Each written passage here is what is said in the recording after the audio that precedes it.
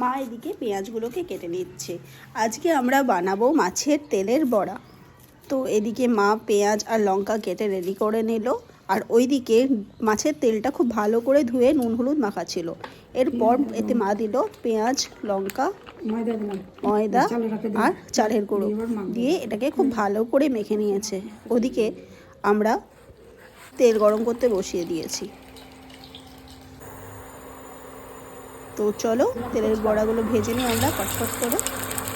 মাই ভাজছিল, আমি আসলে ভিডিও করছিলাম। আর মার হাত তেলে ছিল বলে উল্টে দিচ্ছিলাম টুকটাক মাঝে মাঝে।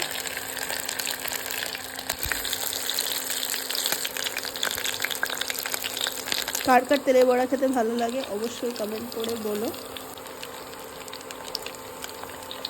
আর তোমরা প্লিজ একটু ভিডিওতে লাইক কমেন্ট করে আমার পাশে থেকো। চলো তোমাদের একটু ভেঙে দেখিয়ে দিই, আর ভালো লাগলে চ্যানেলটা সাবস্ক্রাইব করে